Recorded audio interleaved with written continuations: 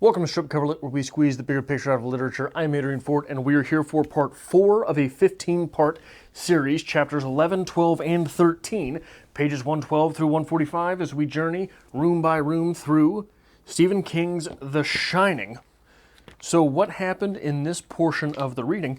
Well, chapter 11 picks up with Danny and Halloran in Halloran's car, and they are speaking about The Shining. During this time, Halloran decides to run a little experiment, and it turns out Danny is the most powerful Force user he has ever encountered. He takes this time as well to warn Danny about the apparitions that appear in the hotel. Moving into chapter 11, which finds us with Ullman and the Torrances touring the rooms and finding their quarters. All things go well, but not all things for everyone. Danny, while they are touring the presidential suite and Ullman is making sure to tell Jack to shutter that window, Danny sees a little bit of the macabre. And the 13th chapter is, ironically, in a book about a haunted hotel, disposable. It's a bit of a throwaway. It would have been nice to see the irony of chapter 13 being skipped, or the presence of something especially macabre in chapter 13, as a lot of hotels skip the 13th floor and or the 13th room. So it would have been nice to see some homage, perhaps, paid to that.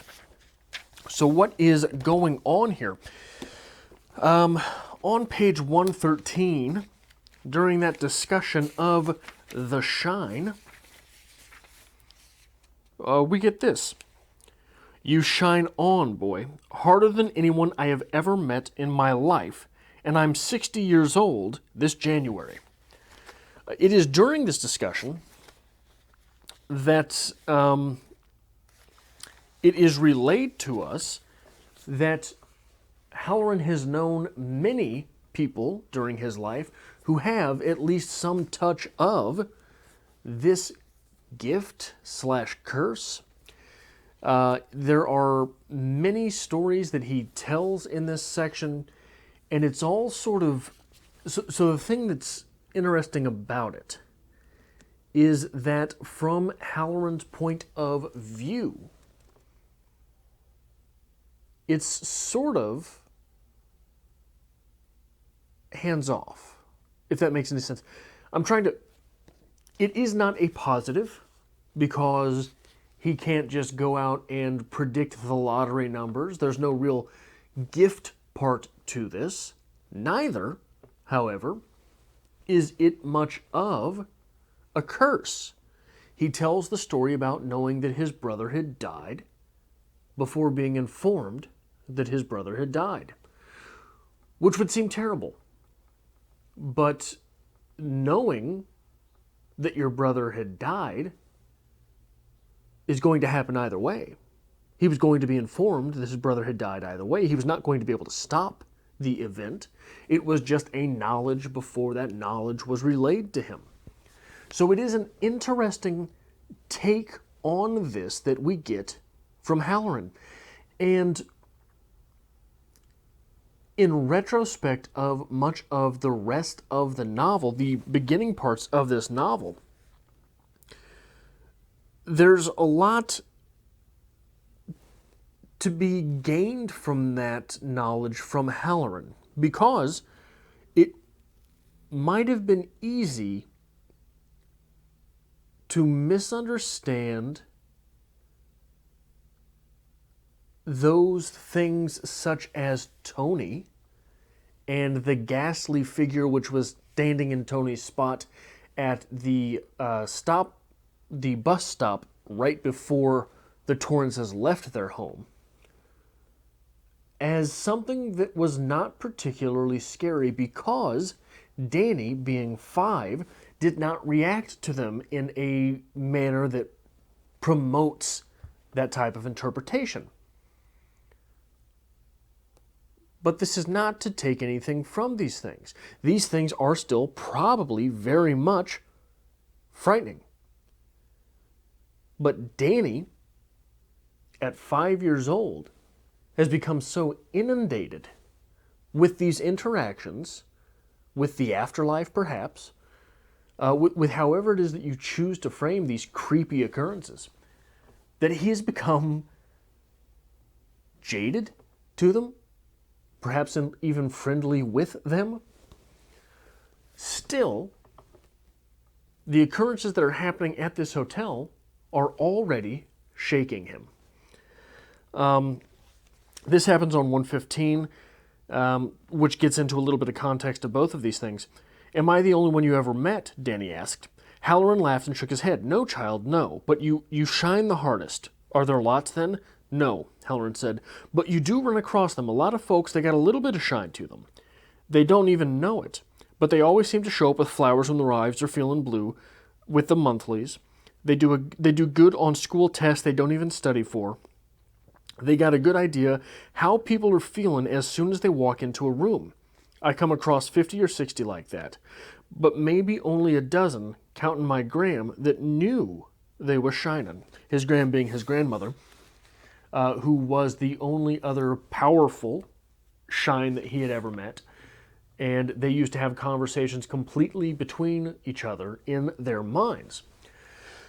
The interesting thing to me about this passage is that it makes the shine seem like intuition on steroids.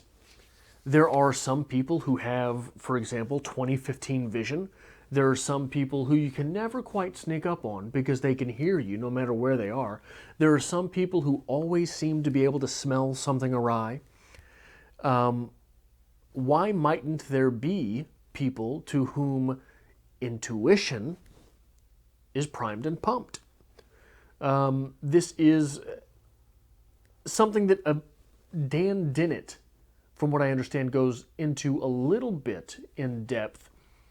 He calls them intuition pumps, but it is not fictional, obviously, but it is to say that everyone has some bit of intuition, but a lot of us at some point in life end up dulling that by telling ourselves, "You're wrong all the damn time.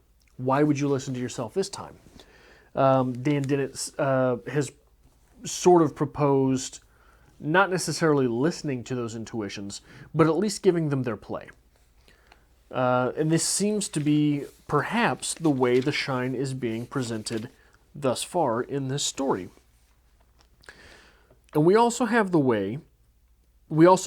the way that Halloran characterizes the shine in this small exchange. "You say you see this guy Tony before you have dreams?" Halloran's asking Danny. Danny nods. Halloran put an arm around him. "With me, it's smelling oranges." The interesting thing to me about this is that we have talked many times about colors, and orange is a warm color. Warm colors thus far in this novel have been associated with bad things. The bug that they drive up there is red, and red is also associated with Jack's rage. The car is basically the thing which got Jack fired. One of the former students was screwing with his car. He got mad and beat the hell out of him. That got him fired. So for Halloran, the shine being characterized as a warm color. Orange, I smell oranges, that's a fruit, but the fruit is also, it's synonymous with the color. So it's interesting to me. I'm not sure what to do with that at this point. But referencing back to things that we have talked about in previous videos, on page 124 we get this quote. This is Halloran talking to Danny about strange things that have happened in the hotel.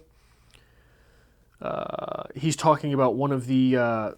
so there is that woman that we've already heard referenced once who was fired for saying she saw ghosts in the hotel. It is real... Once it had something to do with those damn hedges... He's talking about different things he's seen and that he's heard of in the hotel. Once it had something to do with those damn hedges clipped to look like animals.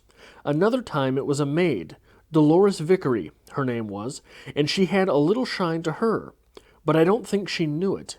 Mr. Ullman fired her. Do you know what that is, Doc? Yes, sir, Danny said candidly. My daddy got fired from his teaching job, and that's why we're in Colorado, I guess. Well, Ullman fired her on account of her saying she'd seen some things in one of the rooms where a bad thing happened. That room, that was in room 217, and I want you to promise me you won't go in there, Danny. Not all winter. Steer right clear. So there's 3 things I think that are worth talking about in this small passage. Number 1, those hedges. Keep an eye on those hedges. Remember all of the things that has tied Jack to different things. The car got him fired. The hedges got him hired.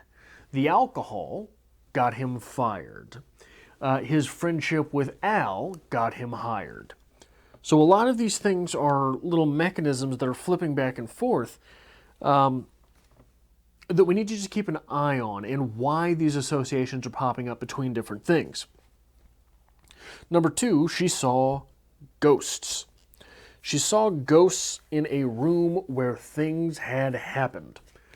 Are all of these apparitions which happened in the hotel apparitions of things which had happened?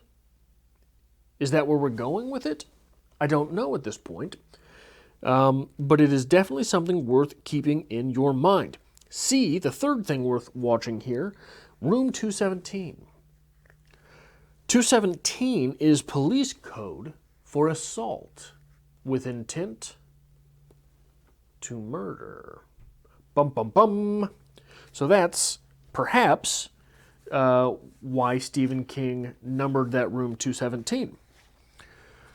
Moving forward, we're going to start looking at a little bit of the stuff, the questions of heredity with the Shine. Halloran had told the story that the only other person with which he communicated exclusively through the Shine was his grandmother. Now, Halloran is in his 60s, and he has said that he has only met 50 or 60 people in his life that had some form of the Shine, which is to say, about once a decade, he comes across somebody that way. Is it perhaps too much to assume that if you're coming across one person a decade that does this, and one of them is your grandmother, that there is some element of heredity to this gift or curse or however it is that you may frame it? And if it is associated or passed down through genes, associated with genes or passed down through them, how is it that Danny is such a strong force user, if we can cross dimensions? 125 through 126, we get this little bit. When he released the boy, he asked, this is Halloran releasing Danny from his car. When he released the boy, he asked, your folks, they don't shine, do they? No, I don't think so, Danny says.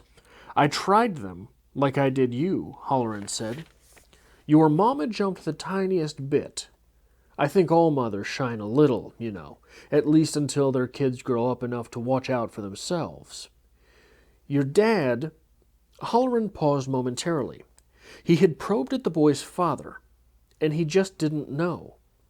It wasn't like meeting someone who had the Shine, or someone who definitely did not. Poking at Danny's father had been strange, as if Jack Torrance had something something that he was hiding, or something that was he was holding in so deeply submerged in himself that it was impossible to get to. I don't think he shines at all, Halloran finished. That is an interesting little exchange there between Halloran and himself, and what he has chosen to exempt from his exchange with Danny. What is it that he has decided to hold back? I wonder, because this is so close to this next quote, if we are supposed to read into this. When he returns to his parents, his mother asks him what they were talking about. Danny. Danny says not much, and she says, well, for not much, you sure were talking an awful long time. She's pressing him, and he reacts like this. He shrugged, and Wendy saw Danny's paternity in the gesture.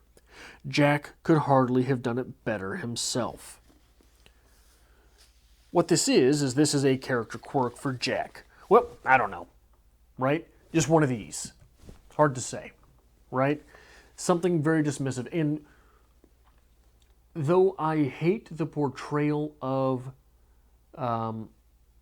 Jack by Jack Nicholson in the movie, this feels very Jack Nicholson right here. I think Jack Nicholson's countenance is too aggressive immediately for this character. Jack in the novels is well-meaning. Jack Nicholson in the movies comes across very aggressive immediately. Comes across as someone who comes across drunk. Like, in the movies, he comes across like an alcoholic with a couple drinks in him. He comes across like the guy who's kind of looking to fight immediately. In that first scene he appears in, he comes across that way. So I don't like that. But back to this. It seems, this is, so we all know those things Jack Nicholson does, right? He's got all these little quirks to him. This is one of those mannerisms that Danny has picked up from his father. Now, this being so close to not only the passage we just read, but the passage where Halloran had talked about his grandmother shining just as strongly as he did, makes me wonder if we are having these seeds sown in very early, that perhaps Jack has the shine as well. But I think that there are other interpretations to this that are necessarily, maybe not necessarily, but certainly can be read in later on. I have two more talking points, but I'm going to get to this one first. One thing of which I am very prone, guilty, one thing of which I am very guilty is to take the story in a book for granted. It's not my favorite thing to play with in literature. My favorite thing to play with in literature is all of the theoretical stuff, is all of the, well, maybe this is what's going on there. You know, we can also talk about this when we're talking about that novel. All of these little things are my favorite parts of literature, of reading a book, of the experience of getting lost in a story. And I take the story part of it for granted very often. I want very much not to do that this time.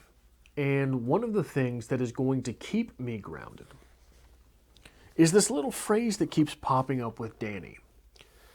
Mommy and Daddy were loving each other. And I think it's very easy, very simple, and it can be a very quick experience to dismiss in this novel.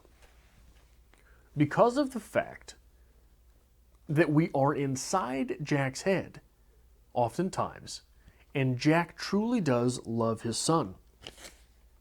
And when we are in Danny's head, Danny very much loves his father. this is still an abused child. This is a child whose father hasn't just screwed up, has broken his arm. This isn't smacking a kid on the bottom. This isn't being a strict disciplinarian.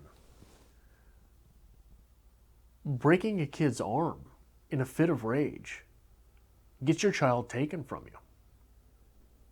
Gets your child taken from you.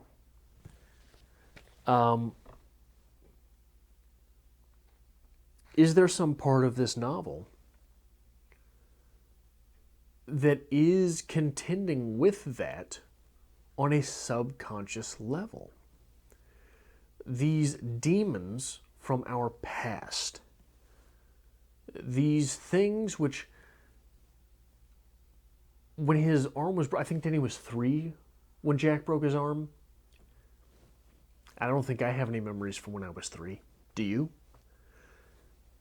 This is something which would be deeply within the subconscious for Danny.